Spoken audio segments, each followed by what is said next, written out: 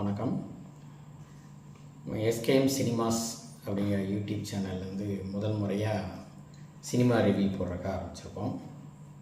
அதனால் நீங்கள் எல்லாருமே எனக்கு சப்போர்ட் பண்ணி இந்த வீடியோ பார்த்தோம்னும் லைக் போட்டு சப்ஸ்கிரைபும் பண்ணுங்கள், ஆதரவும் கொடுங்க ரெகுலராக. இப்போ இன்றைக்கி நம்ம பார்க்க போகிற படத்தோட விஜய் சேதுபதி சாரோட 50வது ஃபிலிம் பற்றி, மகாராஜா படத்தை பற்றி ரிவ்யூ பார்க்க போகிறோம். இந்த படத்துலேருந்து ஏன் ஸ்டார்ட் பண்ணோங்கிறதுக்கு ஒன்று இருக்குது. சினிமா கேரியர்லேயே ஒரு நல்ல படம் வந்திருக்கிறத நம்ம சுட்டி காட்டணும், விமர்சனம் பண்ணணும் அப்படிங்கிற நோக்கத்தோடு தான் இந்த ரிவ்யூஸ் நான் போடுறேன். ஸோ மகாராஜா இந்த படம் எப்படி இருக்குது அப்படின்னு சொன்னால், நித்திலம் சுவாமிநாதன் சாரோட 2வது படம். அவருடைய முதல் படம் குரங்கு பொம்மை, 2வது படம் 7 வருஷத்துக்கு பிறகு அவர் எடுத்திருக்க படம் மகாராஜா. 7 வருஷத்துக்கு இடைவெளியை வச்சுட்டு படம் எடுத்திருக்கிறாரு அப்படிங்கிறது என்ன லாங் கேப்பாக தெரியுது அப்படின்னு நீங்கள் நினைக்கும் போது, அதெல்லாம் பூர்த்தி பண்ணுற மாதிரி, சாட்டிஸ்ஃபேக்ஷன் எல்லாத்துக்கும் கொடுக்குற மாதிரி ரொம்ப நிறைவாக பண்ண படம் தான் இந்த மகாராஜா படம். இதில் யார் யாருன்னு விஜய் சேதுபதி சார், அப்புறம் Natty sir, Bharathi Raja sir, Abhirami madam, Munishkanth, boys Mani என்ற நடிச்சிருக்காப்புல, அனுஷ்கா அப்படின்னு சொல்லி ஒரு ஹிந்தி நடிகர் நடிச்சிருக்கிறார் ஈக்குவலண்டாக. இவங்க எல்லாரும் படத்தில் நடித்த அனைவருமே நிறைவான நடிப்பை கொடுத்துருக்குறாங்க. எக்ஸலண்ட்டாக படம் வந்திருக்கு. இதில் குறிப்பிட்டு சொல்லணும்னு சொன்னால், டெக்னிக்கல் ஆக்டிவிட்டீஸில் பார்க்கும்போது இவர் நித்திலம் சுவாமிநாதன் எடுத்துக்கிட்ட அந்த சிரத்தை நல்லா தெரியுது. 7 வருஷம் அவருடைய ரைட்டிங்கோடைய கடுமையான உழைப்பு நமக்கு நல்லா புரியுது இந்த படத்தை பார்க்கும்போது. எடிட்டரோட உழைப்பு தெரியுது. பிலோமின் ராஜ் அப்படிங்கிறவர் எடிட் பண்ணியிருக்காரு, நல்லா பண்ணியிருக்காரு. அதே மாதிரி தான் இசையமைப்பாளரும் அஜினிஷ் லோக்நாத் அப்படிங்கிறவர் பண்ணியிருக்காரு. நல்லா கதையோடத்துக்கு என்ன இசை தேவையோ அதை கோர்வையாக கொடுத்து நம்மளை உட்கார வச்சுருக்காரு. படத்தை பொறுத்த வரைக்கும் கதை என்னன்னு சொல்கிறத விட, நீங்கள் போய் தேட்டரில் போய் அந்த படத்தை பார்க்கணுங்கிற நோக்கம்தான் இந்த விமர்சனங்கிறதுனால, படத்தில் உள்ள ப்ளஸ் பாயிண்ட்டு, அதனுடைய டெக்னிக்கல் ஆக்டிவிட்டீஸை பற்றி தான் இன்றைக்கி நம்ம ரிவ்யூவில் பார்க்க போகிறோம். டெக்னிக்கல் ஆக்டிவிட்டீஸ் அப்படின்னு சொன்னால், பல காலங்களில் நம்ம சினிமா எம்ஜிஆர் காலத்துக்கு முன்னாடியிலேருந்து தோன்றின காலம், இப்போ சமீப காலங்கள்லையும் பார்ப்போம். நம்ம ஒரு 20 வருஷம் 80s 80s 90s வரைக்கும் எப்படி பார்த்துருப்போம்னா, நேர் ஓட்டாக படம் சொல்கிறது தான் நம்ம படம் கவனிச்சிருப்போம், பார்த்துருப்போம். ஸோ ஒரு ரிவெஞ்ச் கதை பழி வாங்குறதுனாலும் சரி, என்ன டைப் ஆஃப் படம்னா நேர்கதையாக தான் படம் இருக்கும். ஸோ அதை இந்த கால ஜென்ரேஷனுக்கு எந்த பேட்டர்னில் சொல்லணும், 2K கிட்ஸுக்கு எப்படி சொல்லணும், எடிட்டிங் பேட்டர்ன் எந்த மெத்தடில் சொன்னால் இந்த கால இளைஞர்கள் ஏற்றுக்கிடுவாங்க அப்படிங்கிறத நுணுக்கமாக தெரிஞ்சு அவர் பண்ண விதம் தான். கதை பழைய கதையாக இருந்தாலும் அவர் எடுத்துக்கிட்ட திரைக்கதை, அதனுடைய மேக்கிங் ஸ்டைலு எல்லாமே புதுமை.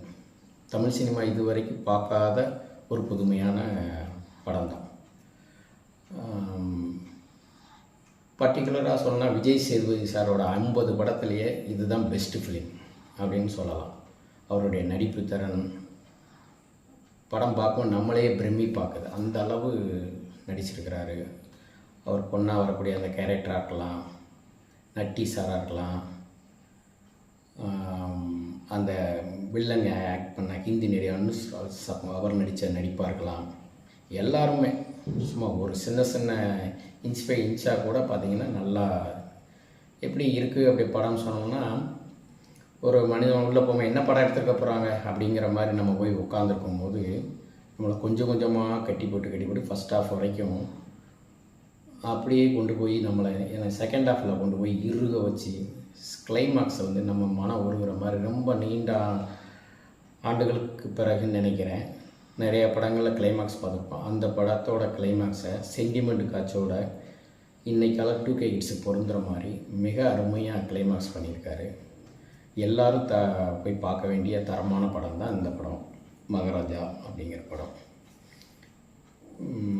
நித்திலன் சுவாமிநாதனை பற்றி சொல்லி ஆனப்பா, இவருடைய நான் குரங்கு பொம்மை படம் 7 வருஷத்துக்கு முன்னாடி நான் பார்த்தது இல்லை. இப்போ இந்த படம் பார்த்தோன்னா கண்டிப்பாக போய் பார்க்கணும், குரங்கு பொம்மை பார்க்கணுங்கிறது ஆர்வத்தை உண்டு பண்ணியிருக்கு, பார்க்கணும். இவரோட 7 வருஷத்துக்கு முன்னாடி வந்த டைரக்டர்ஸ் நிறைய பேர் இருக்காங்க. லோகேஷ் கனகராஜ் சார் இருக்கார், நிறைய பேர் இருக்காங்க. ஸோ அவங்கெல்லாம் வந்து 4-5 படங்கள் பண்ணியிருந்தாலும் இவர் 2 படம் பண்ணப்போ இந்த சரிசமமாக அந்த 7 வருஷத்துக்கு ஒரு 10 படம் எடுக்க வேண்டிய திறமையை இந்த படத்தில் கொடுத்துருக்கிறாரு. வாழ்த்துக்கள். தமிழ் சினிமாவுக்கு ஒரு தேவையான டைரக்டர். இன்றைக்கி தமிழ் சினிமா தத்தளிச்சிட்ருக்க நேரத்தில் ஒரு நல்ல திரைக்கதை கொடுத்து ஸ்ட்ராங்காக மெசேஜோட நல்ல மெசேஜ், அதே போல் நிறைய விமர்சனங்களை படிக்கும்போதும் மற்ற இது கேட்கும்போதும் குடும்பத்தோடு வந்து இந்த படம் பார்க்குற கொஞ்சம் கஷ்டம், வன்முறை இருக்குது அப்படின்னு சொன்னாங்க. பட் நான் பார்த்த என்னை பொறுத்தவரை அப்படி தோணலை. நிறைய வன்முறை படம் பார்த்துருக்கோம். இப்போ சமீப காலமாக பார்த்திங்கன்னா வன்முறைங்கிறது, ரத்தம் தெரிக்கிற காட்சிகள் எல்லாமே வரத்தான் செய்யுது. ஆனால் அந்த காட்சிக்கு ஏற்ற அமைப்போட கதையோடு பொருந்தி போகக்கூடிய வகையில் தான் அவர் இதை செஞ்சுருக்கிறாரு.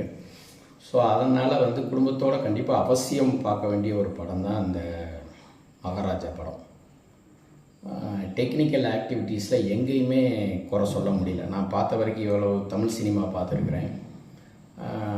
எந்த இடத்துலையாவது ஒரு பிசுறு தட்டும், ஒரு சின்ன குறைகள் இருக்கும். அந்த மாதிரி இந்த படங்கள் பார்க்கும்போது ஃபஸ்ட் ஹாஃபில் உட்காந்து சினிமா ரசிகர் இல்லாதவங்க ஒரு சில பேர் தோணலாம். சினிமாவை ரொம்ப நேசித்து பார்க்காம என்ன சீனாக போகுது, பிட்டாக எடுத்திருக்காங்க அப்படின்னு ஃபஸ்ட் ஹாஃபில் தோணலாம். ஆனால் அந்த பிட்டாக எடுத்த சீன் கூட நம்மளை சுவாரஸ்யப்படுத்தி உட்கார வச்சுருப்பாப்புல. அதனுடைய என்ன காரணங்கிறது செகண்ட் ஹாஃபில் அவ்வளோ நுணுக்கமாக அதை கையாண்ட விதம் ரொம்ப ரொம்ப அருமை. நித்திலன் சுவாமிநாதனுக்கு வாழ்த்துக்கள். மேல் பெரிய ஆளாக வருவார். தமிழ் சினிமாவோட ஒரு பெரிய இயக்குனராக பின்னாடி வர்றதுக்கு வாய்ப்புகள் அதிகம். அவர் இதுவே கையாளணும். என்னோட இந்த படத்துக்கு வந்து மார்க் அப்படின்னு சொன்னால் 100 எக்ஸலண்ட் ஃபிலிம், அதனால் 100க்கு 100 கொடுக்குறதா அப்படிங்கிறத விட இது மார்க் போட்டு இதை பண்ணுறத விட எல்லோரும் தரமான படம் பார்க்கலாம். மார்க்குக்கு அப்பாற்பட்ட ஒரு படம், அவுட்ஸ்டாண்டிங்கான பர்ஃபார்மன்ஸ். எல்லோரும் தேட்டரில் போய் நிறையவா படம் பார்த்துவாங்க. வாழ்த்துக்கள். இது இது உங்களுக்கு ரிவ்யூ பிடிச்சிருந்தா சப்ஸ்கிரைப் பண்ணுங்கள், லைக் பண்ணுங்கள், தொடர்ந்து ஆதரவு தாங்க. நன்றி, வணக்கம்.